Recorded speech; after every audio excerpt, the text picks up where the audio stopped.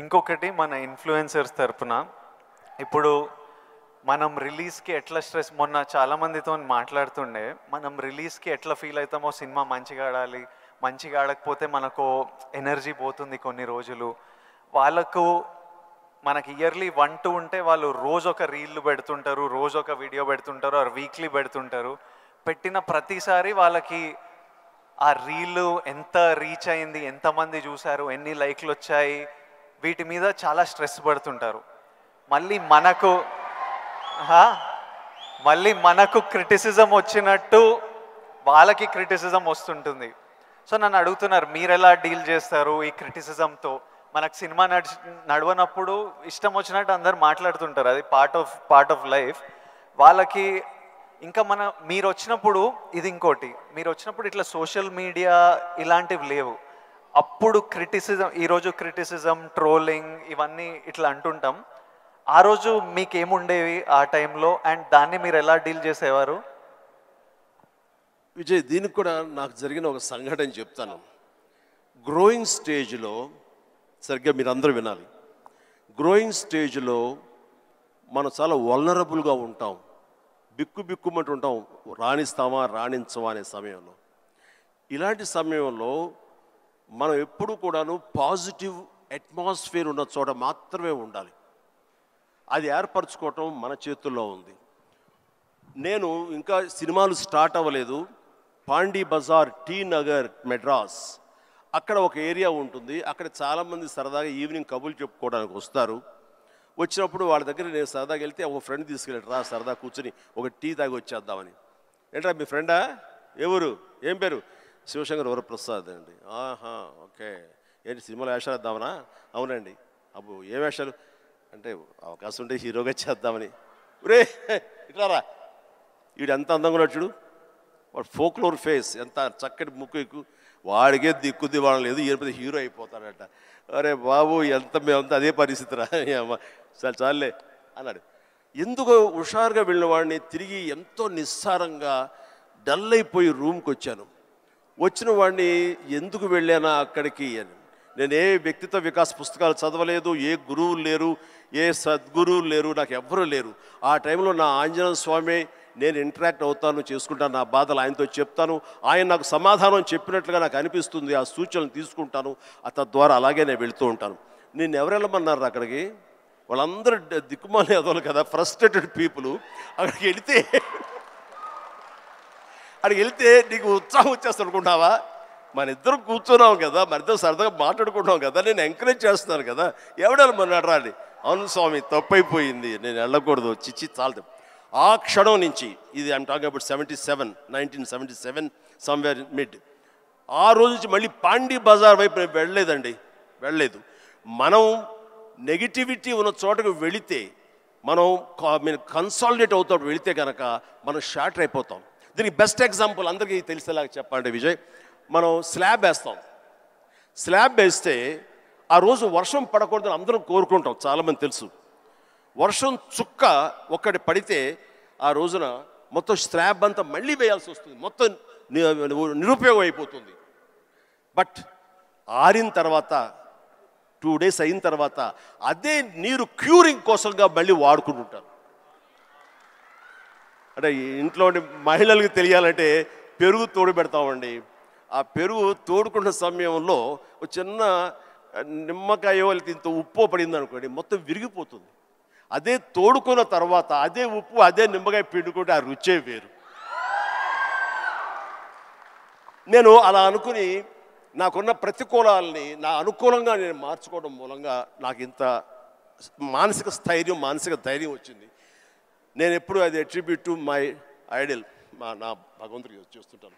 ఈరోజు చాలామంది అనొచ్చు, లేకపోతే నేను నమ్ముతాను దాన్ని, దేవుడు అనేవాడు లేడు, దేవుడు అనేవాడు nothing but inner consciousness. But అది చిన్నపిల్లలకి చెప్పకూడదు, చిన్నపిల్లలకి చెప్తే కన్ఫ్యూజ్ అయిపోతారు. సో భగవంతుడు ఉన్నాడనే నమ్మండి, భగవంతుడి ఇంటరాక్ట్ అవ్వండి. ఇవన్నీ కూడా లేటెస్ట్ స్టేజ్లో ఇవి నాతో నేను సంభాషించుకోవడం తర్వాత తెలుస్తుంది. బట్ ఎస్, దట్ హౌ నన్ను నేను మలుచుకుంటూ ఈ స్టేజ్కి వచ్చాను. ఇప్పుడు ఒక చిన్న కాంప్లికేషన్ సార్, మా జనరేషన్ ఇప్పుడు కొత్తగా మీకు కూడా మనందరికీ ఒక చిన్న కాంప్లికేషన్ ఏంటంటే, అప్పుడు మీరు వీళ్ళు ఫ్రస్ట్రేటెడ్ వాళ్ళు పాండి బజార్లో కూర్చున్నారు, అక్కడ వెళ్ళొద్దు, నెగటివిటీ నుంచి దూరంగా ఉండాలి, మనం ఎందుకు అక్కడ వెళ్ళాలని దూరంగా ఉండి మీ పని మీద మీరు ఫోకస్ చేశారు. ఇప్పుడు ఇంటర్నెట్ వచ్చేసరికి మనం ఎక్కడ పోవక్కర్లే, మనం పాండి బజార్ వెళ్ళకపోయినా వాళ్ళు ప్రతి దగ్గర చుట్టుపక్కల అందరికీ ఉంటారు, వాళ్ళ వీడియో వాళ్ళు చేసుకుంటే కింద ఎవడో వచ్చి వేస్తూనే ఉంటారు. ఇప్పుడు దీన్ని ఈ జనరేషన్ ఎట్లా డీల్ చేయాలి? ఇప్పుడు కొత్త కొత్త రకాల ప్రాబ్లం వస్తున్నాయి ప్రతి ఇయర్. సో దీన్ని మాలాంటి వాళ్ళు, ఈ జనరేషన్ వాళ్ళు ఎలా డీల్ చేయాలో ఎనీ ఇన్పుట్స్? ఆ రోజుల్లో మాకు ఇలాంటి సోషల్ మీడియా ఇది లేక ఏదైనా సరే అంతర్మదనంలోంచి పుట్టుకొచ్చేటువంటి ఆ రిజల్ట్, ఆ నవనీతం అంటామో ఏమంటామో క్రీమ్ అంటామో, అదే మమ్మల్ని ముందు నడిపిస్తుంది. కానీ ఈ రోజున ఎవరికి ఏ డౌట్ వచ్చినా వచ్చినా అబండెంట్ ఇన్ఫర్మేషన్ ఈరోజు మన చేతిలో దొరుకుతుంది. ఇప్పుడు మీరు కూర్చొని మీ రీల్ పడుతుంటే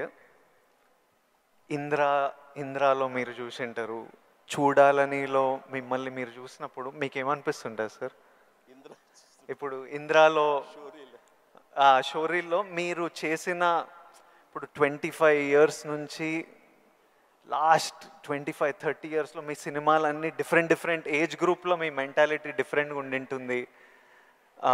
అప్పుడు మీ ఇమోషన్స్, మీ స్ట్రగుల్స్ డిఫరెంట్గా ఉండింటాయి, మీ టెన్షన్లు ఏదో సినిమాకి.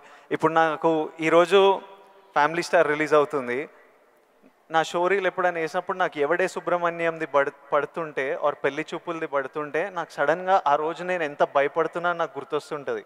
అంత భయపడాల్సిన అవసరం లేకుండానే అని ఇప్పుడు అనిపిస్తుంది. కానీ ఆ రోజు ఎవరైనా వచ్చి చూస్తారా సినిమా, మన ఫ్యూచర్ ఏంటి, ఆ ఫస్ట్ సినిమాలు ఉంటాయి కదా. కొన్ని సినిమాలు చూసినప్పుడు అర్జున్ రెడ్డి అప్పుడు చూసినప్పుడు అప్పుడు ఎంత ర్యాష్గా ఉండేవాడిని, యంగ్ ఉండేవాడిని, మన జుట్టు వేరేలా ఉంటుంది, మన బాడీ వేరేలా ఉంటుంది, మన ఫీచర్స్ వేరేలా ఉంటాయి. మమ్మల్ని మనం చూసుకున్నప్పుడే ఒకలాగా విచిత్రంగా అనిపిస్తుంటుంది, ఇమోషన్స్ వస్తుంటాయి. అలాంటిది మీరు ఇవన్నీ iconic films, for example Indra అయితే మేమంతా అసలు mad about Indra. Most of your films మీకేమనిపిస్తుంటుంది మీరు చూస్తున్నప్పుడు? నాకు పెద్ద తేడా ఏం లేదు. ఇప్పుడు మ్యూజిక్ వేసి వేడబిట్ ఏమిటి వేసేస్తాను ఇప్పుడు. అప్పట్లో అలా వేశారు, ఇప్పుడు చూస్తుంటే ఇప్పట్లో అప్పట్లో ఆ రెండు నాకు ఇష్టం లేని పదాలు. ఎందుకంటే అప్పట్లో అన్నావంటే ఇప్పట్లో నువ్వేమి లేనట్టే అని నాకు అస్సలు అట్లా అస్సలు కాదు. ఇప్పుడు ఇంకెక్కడో ఉన్నారు. అప్పట్లో కదా అని అనుకోను నేను ఇప్పుడేంటి, ఇప్పుడేం డెలివరీ చేయగలను, ఇప్పుడేం ఇవ్వగలను అనేది నా ఆలోచన. అలాగే ఉంటుంది. ఇప్పుడు మీరు అన్నట్లుగా ఇందాక షోరీలు చూస్తుంటే వైనా వేస్తాను ఇప్పుడు కావాలంటే ఎస్ అనిపిస్తుంటుంది. దానికి కావాల్సిన ఉంటుంది. అంటే ఫిజికల్గా అప్పుడంత యాక్టివ్గా ఉంటామా లేదా అనే దాని మీద ఎస్ మనది మభ్య పెట్టుకోకూడదు. కానీ బట్ మిగతా ఎనర్జీ కానీ జోష్ కానీ అదే హుషారు, అదే రక్తం, అదే తీరు అంటే మాత్రం ఏం తేడా లేదు. అది ఎప్పుడు కానీ ఒకటి మీరు అన్నట్లుగా నేను అర్జున్ రెడ్డిలో చూస్తుంటే ఆ రోజు నా కాన్ఫిడెన్స్, నేను నా హెయిర్ స్టైల్, నా పొగరు, ఇవన్నీ చూస్తుంటే అవన్నీ మీ పెట్టుబడులు. ఎస్, అది మీ క్యారెక్టరైజేషన్. నా ఉద్దేశం, నా సలహా ఏంటంటే ఎప్పుడు వాటిని వదులుకోకండి. అవన్నీ కూడా మీకు మీ క్యారెక్టర్ నిలబెట్టేటటువంటి మీ చుట్టూ ఉండే కంచు కోటలు అవి.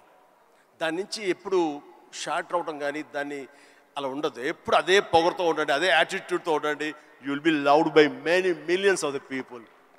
అది మీ ఎస్సెట్. అది ప్రతి వాళ్ళకు ఒక ఎస్సెట్ ఉంటుంది.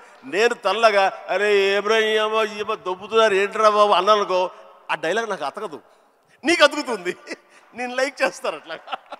అందుకని మన దగ్గర ఏవే ప్లస్ పాయింట్స్ ఉంటాయో వాటిల్లోనే మనం ఓన్ చేసుకోవాలి, వాటితోనే మనం ఇంటరాక్ట్ అవ్వాలి, వాటితోనే మనం అట్రాక్ట్ చేసుకోగలగాలి.